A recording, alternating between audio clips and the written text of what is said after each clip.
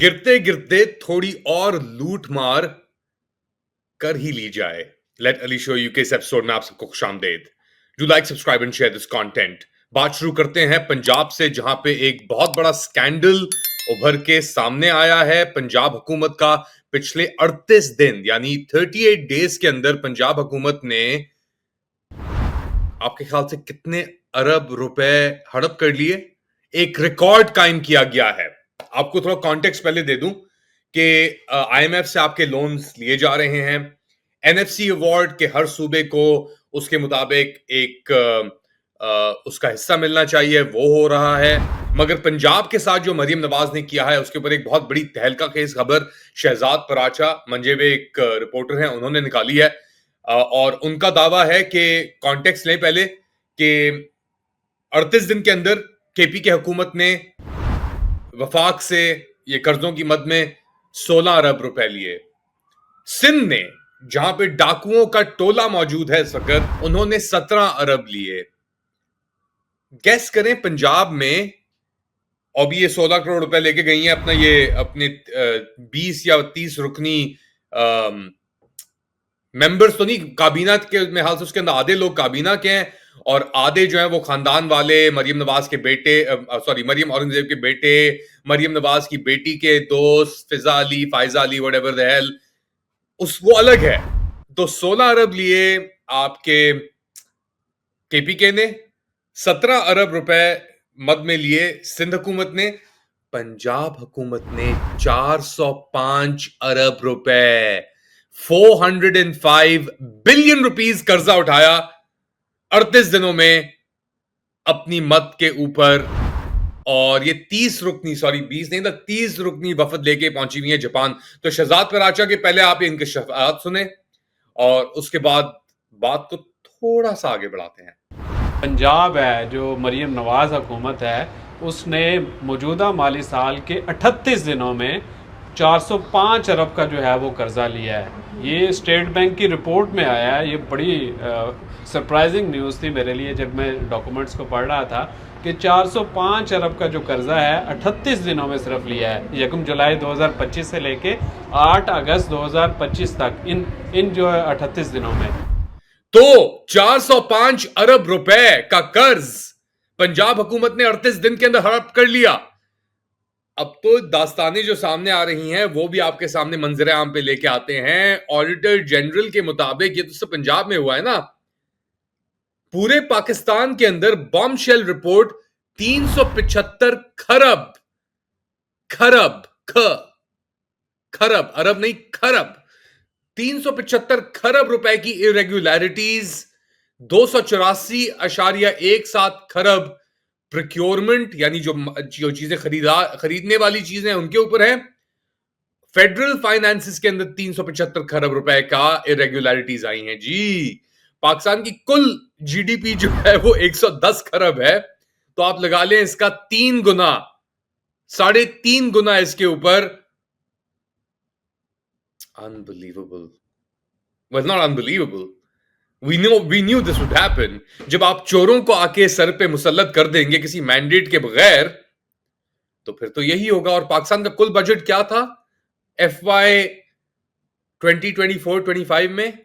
14.5 खरब रुपए। तो 14.5 खरब रुपए आपका बजट है और ऑडिटर जनरल ये कह रहा है कि अनबिलीवेबल, 27% आपके नेशनल बजट से ज्यादा घपला हो चुका है। ओ माय गॉड, 85.6 खरब तो सिर्फ आपने डिफेक्टिव, डिलेड और अनएग्जीक्यूटेड सिविल वर्क्स के ऊपर, तामीराती कामों के ऊपर लगाए हैं। 2.5 खरब रुपए, जो 2500 अरब रुपए हैं, वो रिसीवेबल्स और रिकवरीज, जो आप अपना रिकवर नहीं कर सके, पैसे आपने दिए वो रिकवर नहीं कर सके काम की मद में या किसी, यानी 2.5 खरब रुपए, तकरीबन 1.2 खरब रुपए आपका सर्कुलर डेट, जो आप चाइना को, डिस्कोस को, इनके अंदर देते हैं। वो जो पाइल अप होता है कि आप इस्तेमाल कर रहे हैं, नहीं कर रहे, कैपेसिटी बिलिंग जो है आपकी, वो सब कुछ क्या आप इस्तेमाल नहीं भी करेंगे आपको पैसे देने पड़ेंगे, उसके अंदर किया, जो इनको खुद नहीं पता कि कितने पैसे इन्होंने चोरी कर लिए हैं और चोरी हो चुके हैं। अगर 405 अरब रुपए सिर्फ कर्ज की मद में 38 दिन में पंजाब हुकूमत ने हड़प कर लिए हैं, oh my god, what a disaster. No wonder these people are like, ये लूट मार आखिरी वाली होती है ना कि यार आखिरी मौका है, जो करना है कर लो, इसके बाद मौका नहीं मिलेगा, इसके बाद वाकई मौका नहीं मिलेगा, क्योंकि ये इतना लेवल अब करप्शन का ऊपर उरूज पे जा चुका है कि इसके बाद तो अंधी का एक कुआं ही है जिसके अंदर आप जाके गिर सकते हैं। Shameful, this is disasters actually on the one hand. और ये चीज कहां जाके शुरू होगी, कहां जाके खत्म होगी, कब होगी, कैसे होगी, हमें कुछ नहीं पता। एक अंधी ट्रेन चली हुई है और उसके ऊपर कुछ रुकने का सामने नजर नहीं आ रहा। और इनकी क्या तरजीहात हैं, इनकी क्या प्रायोरिटीज हैं।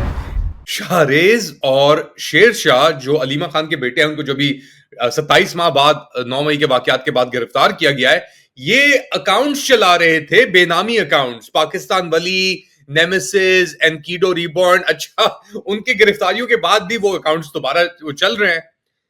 और जाहिर सी बात है कि पाकिस्तान के अंदर इतना तशद्दुद हो चुका है कि अगर आप बेनामी अकाउंट से नहीं आएंगे तो फिर आपको, आपके साथ क्या किया जाएगा वो भी आप जानते हैं, क्या होगा आपके साथ वो भी आप जानते हैं।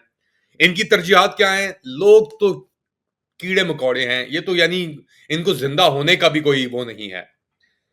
सिर्फ हम अशरफिया जो इतने बड़े डाके डाल सकें खरबों के,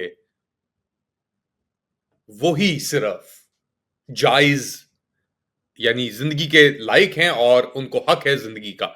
बाकी सब आप खड्डे में जाके मरे, किसी टूटी सड़क में जाके गिरे, कोई डेवलपमेंट नहीं है यहां पे, कोई निजाम नहीं है यहां पे, तो obviously this is what's gonna happen. अगर हर कोई अपनी उसके अंदर लगा हुआ है कि यार मैं किस तरीके से लूट मार कर लूं इक्तदार में आके, जिनको कोई एहसास नहीं है किसी चीज का सिवाय अपनी मैं मी माई सेल्फ एंड आई, मैं और मेरा, मेरी और मेरा, उसके अलावा इनका कुछ प्लान नहीं है कुछ इनके पास। और इंटरेस्टिंगली हमने बात भी की थी, साकिब शिरानी ने ये बात की थी, और मैं इस चीज को दोबारा उनको एक बार प्रोग्राम में लेके आने की कोशिश करूंगा कि जो ये international monetary fund, IMF, world bank, जो ग्लोबल इलीट्स हैं, ये फुली ऑन बोर्ड हैं इस चीज के साथ कि यार ये मुल्क तो वैसे ही ये देखो ना, ये जो क्लाइमेट चेंज क्राइसिस के अंदर मुब्तला है, घसीट दिया गया है, पानी इनके पास ना रोकने की कैपेसिटी है, जो सैलाब आते हैं उनको ये रोक नहीं सकते, उनको मिटिगेट नहीं कर सकते। पीने के लिए इन लोगों के पास पानी वैसे ही नहीं है क्योंकि वो सब बह आएगा इनटू द अरेबियन सी। ये सिस्टम निजाम इसी चल रहा है, ब्लैक होल है बेसिकली, काला कुआं है ये, जिसके अंदर कोई भी चीज जिसके गिर्द ग्रेविटी में करीब जाती है उसको सकन कर लेता है ये। और जो बंदा यहाँ पे लड़ आएगा हक के लिए, सच के लिए, उसको उसको पीटो, उसको मारो, सही है, इल्जाम तराशी करो।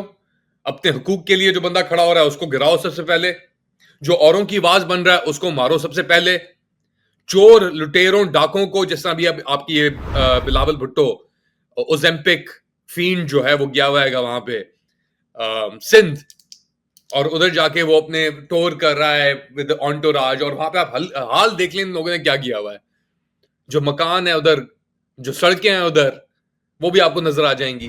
अब आपने बारिशों के बाद हाल आपने केपी का भी देख लिया था। अच्छा, केपी की हुकूमत भी इस पूरे कट के अंदर इन्वॉल्व है, क्योंकि देखिए अशरफिया तो अशरफिया है, केपी के बगैर आपके ख्याल से पूरा निजाम चल सकता है? इस तरीके से चल तो सकता है, वो वैसे ही चलता रहेगा, मगर वो लेजिटिमेसी जो दे रहा है ये पाकिस्तान तहरीक इंसाफ की केपी के हुकूमत, और तनकीद के ऊपर वो इल्जाम तराशी कर रहे हैं लोगों को, और वो कर रहे हैं, चलो, मगर अली अमीन गंदापुर फिर भी तो आके पॉलिटिकल कमेटी के अंदर गालियां भी बकता है, कुछ भी करता है, होता तो है ना। वो जापान के टूर तो नहीं ले रहा 16 करोड़ रुपए खर्च करके, उसने 405 अरब रुपए 38 दिन के अंदर तो यूं नहीं हड़प कर लिए। ये क्या हो रहा है भाई? 4000 अरब का आपका बजट था, उसका 10% आपने कर्जों की मद में 38 दिन के अंदर ले लिया। आप लोग क्या समझते हैं? बता ही दें आप कमेंट सेक्शन में। कमेंट सेक्शन के अलावा हम क्या कर सकते हैं अभी फिलहाल?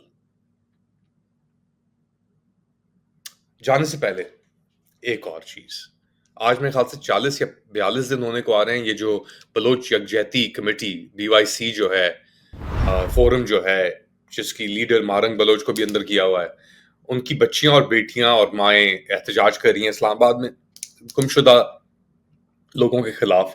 उस पे आके अतर मिनल्ला ने भी बात की है कि जी डिसअपियरेंसेस के ऊपर, आमना जंजुआ उनके मियाँ शौहर को गए हुए 24-25 साल होने को आ रहे हैं अब, जो ये वॉर ऑन टेरर के अंदर मुशर्रफ ने जो बेचे थे अपने बंदे पाकिस्तानियों को, नीलाम किया था अमेरिका को, 25 साल गुजर गए, कहानी नहीं बदली। और अतर मिनल्ला आके अब स्पीच दे रहा है कि जी कोर्ट्स रिस्पॉन्सिबल हैं, और रातों को तुमने जो कोर्ट्स खोले थे VONC के ऊपर, वो हम जानते हैं अतर मिनल्ला। भड़कना बहुत आसान हो जाता है जब पानी नीचे से गुजर जाता है, हमें देख लो। पानी गुजर गया ना, पाकिस्तान का पानी नीचे से गुजर गया है, अब हम भड़क रहे हैं। ये क्या हो रहा है, क्यों हो रहा है, हम जानते हैं, हम सब देख रहे हैं, अपनी जिंदगियों से देखते आ रहे हैं ये क्या हो रहा है, क्यों हो रहा है, और कौन रिस्पॉन्सिबल है इसका। अब सिर्फ मसला ये है कि पर्दा उठ गया है, तो शायद इसलिए दर्द और भड़के हमारी भी ऊपर हो गई हैं कि यार ये तो नाइंसाफी है भाई, छोड़ दो, अब तो छोड़ दो यार, अब तो छोड़ दो। 80 साला मुल्क के साथ ये सब कुछ।